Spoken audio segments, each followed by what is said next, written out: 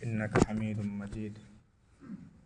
سبحانك لا علم لنا إلا ما علمتنا إنك أنت العليم الحكيم.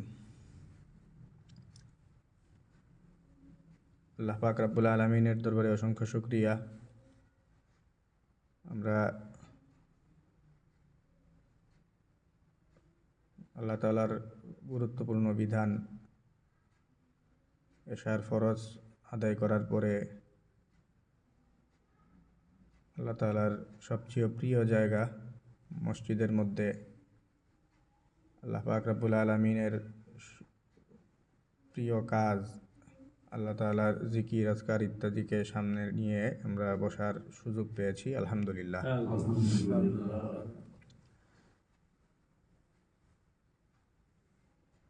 আল্লাহ তাআলার জিকির আল্লাহ পাক রব্বুল আলামিনের প্রিয় কাজগুলির মধ্যে একটি।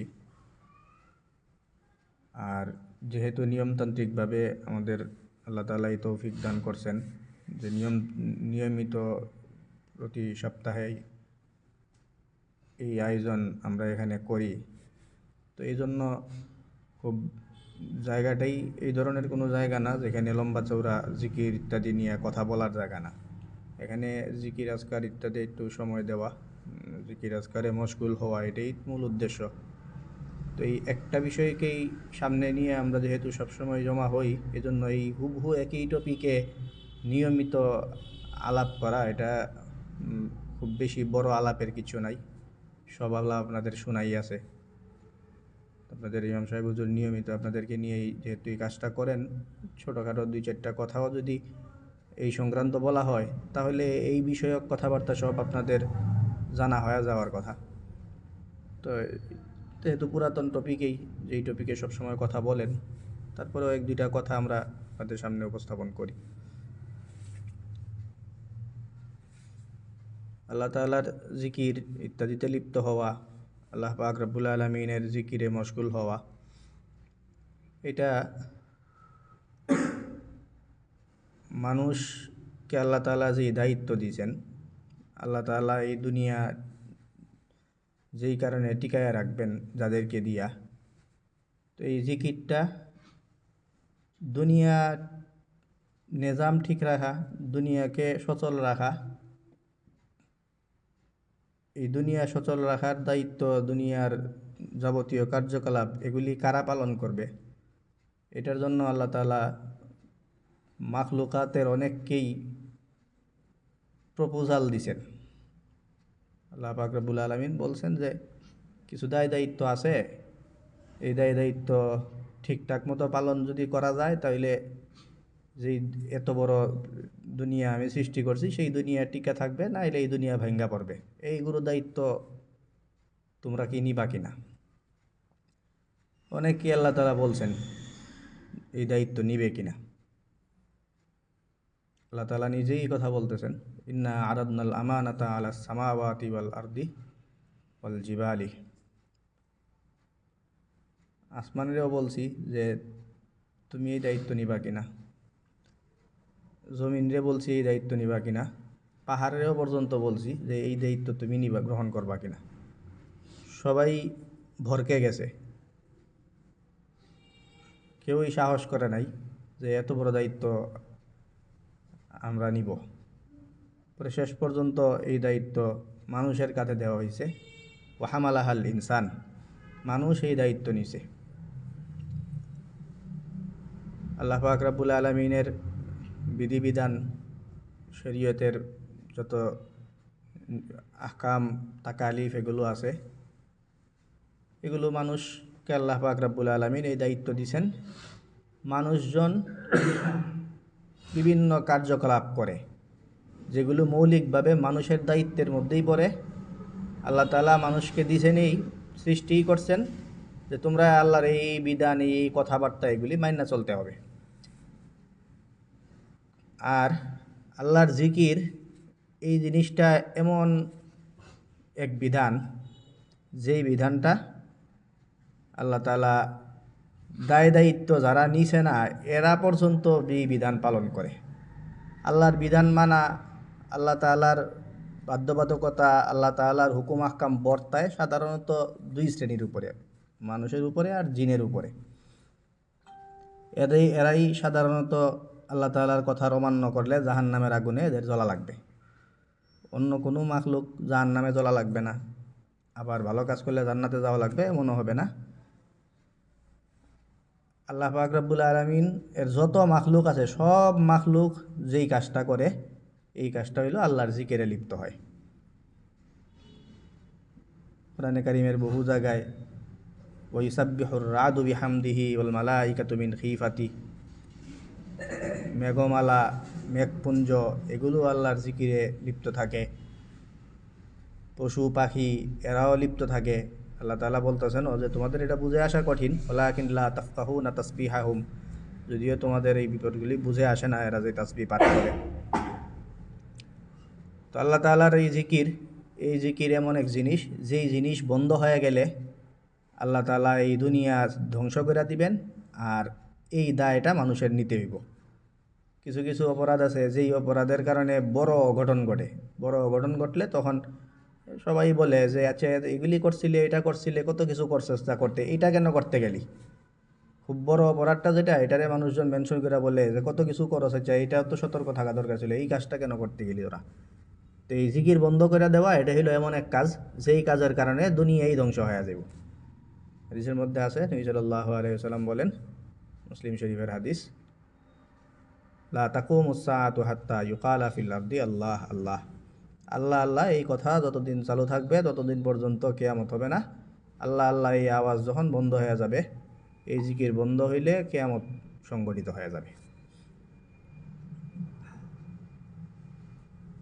এই জিকির আজকার বিষয়ে আল্লাহ তাআলা নগদ আল্লাহ পাক রব্বুল আলামিন মানুষজনকে বিনিময় দেন, এবং খুব এর চেয়ে বড় যেই বিনিময়টা মানুষ যতটুকু করে এর চেয়ে বড়ভাবে আল্লাহ তাআলা মানুষজনকে বিনিময় দান করেন। আল্লাহ পাক রব্বুল আলামিন যখন আল্লাহর জিকিরে কেউ লিপ্ত হয়, আল্লাহ তাআলার জিকির আজকার ইত্যাদিতে লিপ্ত থাকা লোকদের ব্যাপারে আল্লাহ তাআলা বলেন যে এরা যদি আমার জিকির করে কোনো একটা মজমায়, একটা বৈঠকে আমার জিকিরে যদি এরা লিপ্ত থাকে, ফাইন জাকারানি ফি মালাইন জাকারতুহু ফি মালাইন খাইরিম মিনহু আও কালা আফজালা মিনহু, যদি এরা আমাকে নিয়ে জিকির করে, এখানে মুসলিমে কিছু মানুষ 10-15 জন মানুষ, তো এই ছোটো খাটো কোনো পরিবেশে কোনো মজমায় যদি আমাকে নিয়ে এরা আমার জিকির করে, তাহলে আমি আল্লাহ তাআলা বলতেছেন যে আমি এদের জিকির করি বিশাল বড় মজমায়।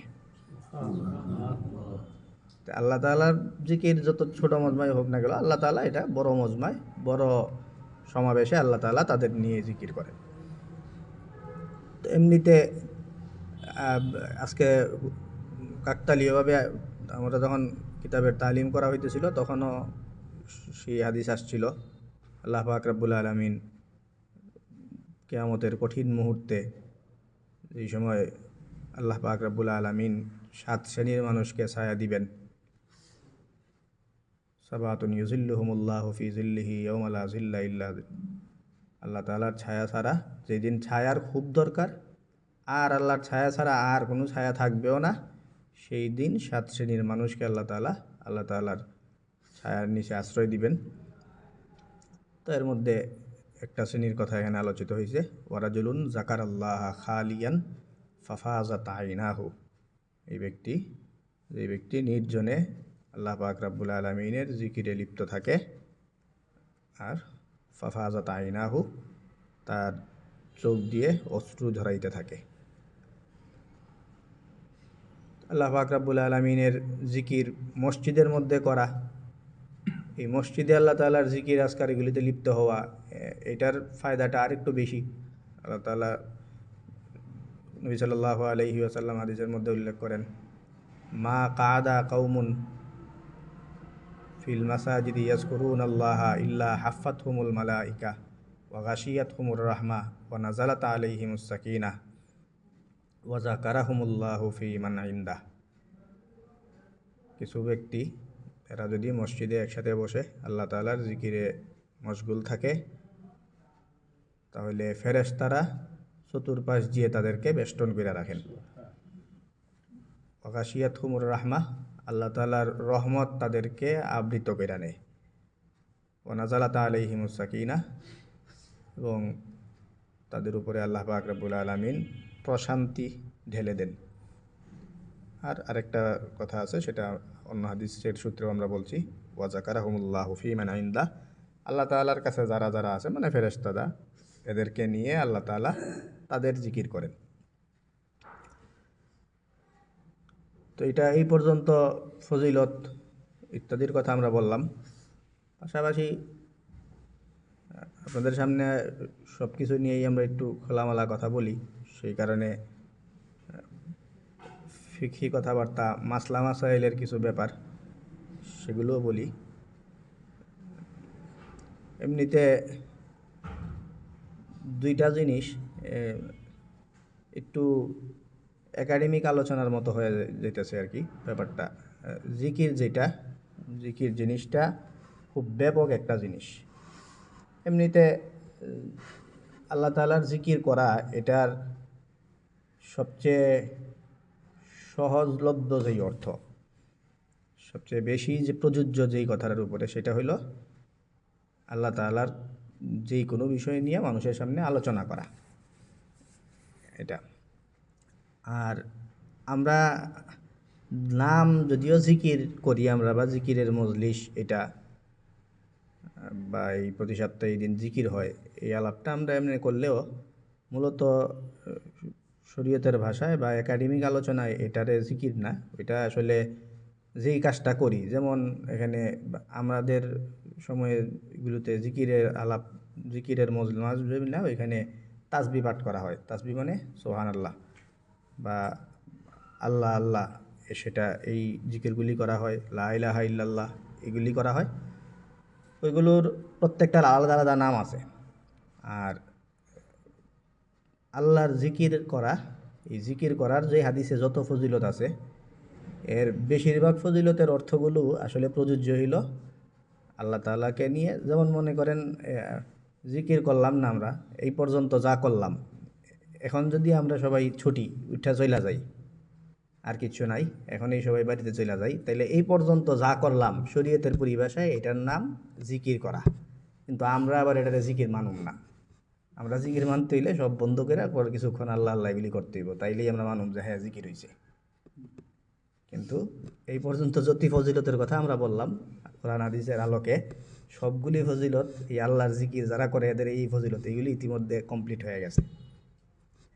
আর এরপরেও আমরা যে এই কাজগুলি করি ওগুলোর জন্য আলাদা ফজিলতের কথা আছে। যেমন আমরা এই হাদিস পাঠ করলাম, নবী সাল্লাল্লাহু আলাইহি ওয়াসাল্লাম বললেন সাহাবায়ে কেরামকে যে তোমরা ইজা মারারতুম বিরিয়াজিল জান্নাতি ফারতাউ, তোমরা যখন কোনো রিয়াজুল জান্নাহ, জান্নাতের এই রৌজার বহু বছর রিয়াজ, তো রৌজা মানে বাগান বলা যায় আর কি। তোমরা যখন জান্নাতের বাগান এর কাছে আসো তখন ফারতাউ, তোমরা রাতা, ওটা তো আর কোনো বাংলা নাই, রাতা বাংলা এটা রাতাই। ওইটার ব্যাখ্যাটা সাহাবায়ে কেরাম নিজেও জিজ্ঞেসেন হুজুর রাতা আবার কি জিনিস। তো নবী সাল্লাল্লাহু আলাইহি ওয়াসাল্লাম বলছেন তোমরা যখন জান্নাতের বাগানের কাছে আসো তখন তোমরা রাতা অবলম্বন করো। তখন সাহাবায়ে কেরাম বললেন হুজুর জান্নাতের বাগানেই কি আর রাতাটাই কি? তখন নবী সাল্লাল্লাহু আলাইহি ওয়াসাল্লাম বললেন যে জান্নাতের বাগান হইল মসজিদ। মানে তোমরা যখন মসজিদে আসো, মসজিদের কাছ দিয়ে যাও, তখন ওই কাজটা করো। তো ওইটা কি? তো এটা তো বুঝলাম না। তখন নবী সাল্লাল্লাহু আলাইহি ওয়াসাল্লাম বললেন যে এইটা হইল তোমরা সুবহানাল্লাহ বলো, আলহামদুলিল্লাহ বলো, আল্লাহ আল্লাহ করো, লা ইলাহা ইল্লাল্লাহ এগুলি পাঠ করো। তো এই হইল আমাদের আজকের আলোচনার সাথে সবচেয়ে বেশি সম্পৃক্ত যে হাদিসটা, যে তোমরা যখন মসজিদে আসো তখন তাসবিহ তাহলিল আল্লাহ আল্লাহ এগুলো তোমরা পাঠ করো, এগুলি করো।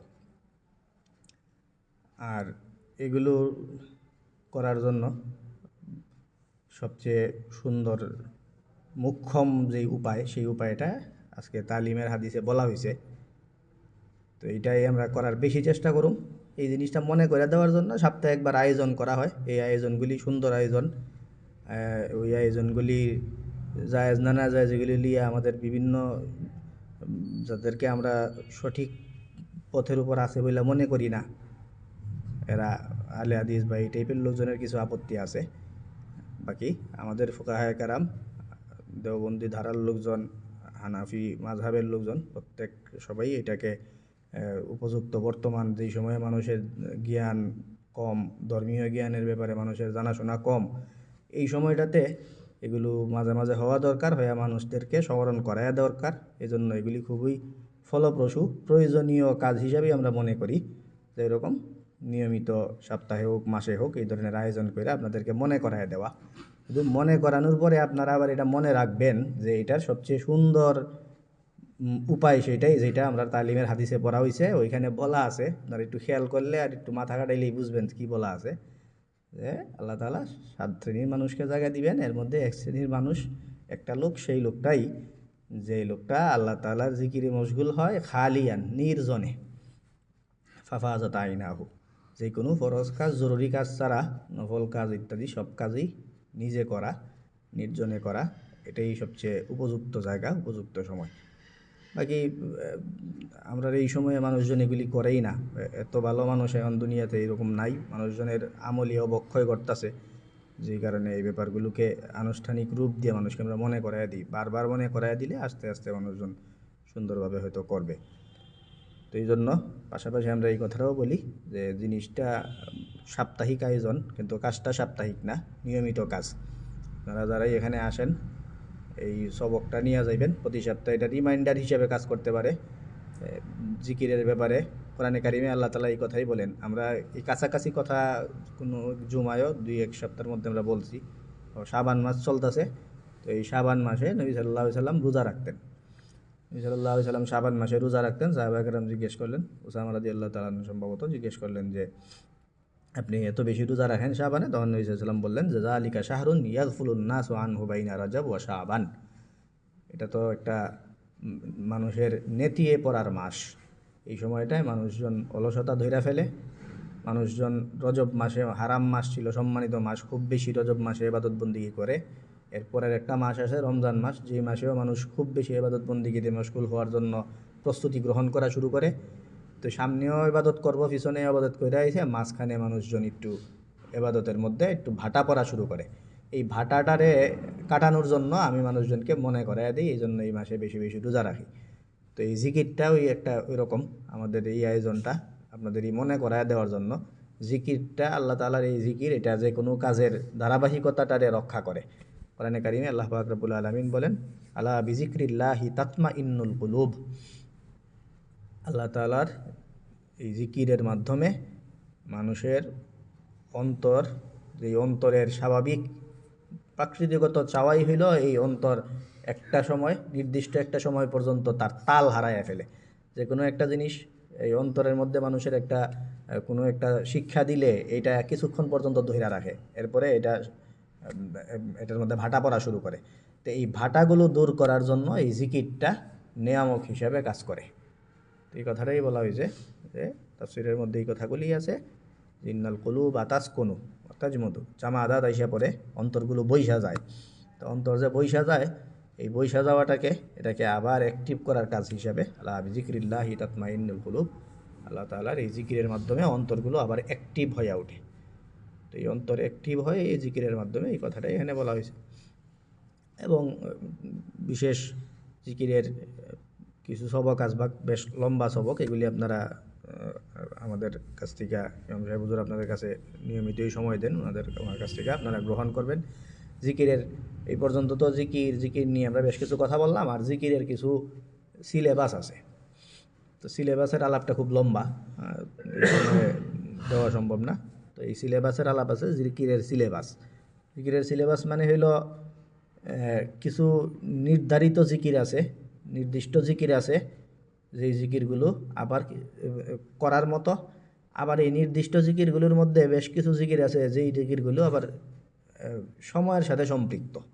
যেমন এই সকালবেলা এইটা, রাতে এইটা, দুপুরে এইটা, সন্ধ্যায় এইটা। তো এই ধরনের বেশ কিছু জিকির আছে যেগুলো নিয়মিত করার মতো, আর সেই জিকিরগুলির মধ্যে ওই টাইমিংয়ের একটা ব্যাপার থাকে। তো টাইমিংয়ের ব্যাপারগুলো আর কোন জিকিরগুলো কোন সময় করার মতো, এটা লম্বা চড়া জিনিস। এই জিনিসটা আপনারা যারা আগ্রহ আছে আপনারা যোগাযোগ করলে হুজুরের সাথে বললেও হবে, আমরাও সময় পেলে যে কোনো সময় আপনাদেরকে জানাই দিব। তো এই হইল জিকির বিষয়ে ছোটোখাটো কথা। তো আগেই বলে নিয়েছি আমরা প্রতি সপ্তাহে যেখানে এই আলাপ হয় এই আলাপগুলি আপনারা সবাই শোনা আলাপই হবে। তো আল্লাহ পাক রব্বুল আলামিন আমরা এই যে বিষয়গুলো জিকির বিষয়ে করলাম, সেই জিকিরের মাধ্যমে আমাদের এই অন্তরকে সবসময় সজীব রাখার তৌফিক দান করুন। আখিরু দাওয়ানা আলহামদুলিল্লাহি রাব্বিল আলামিন। বলো কিছু, আসো আসো।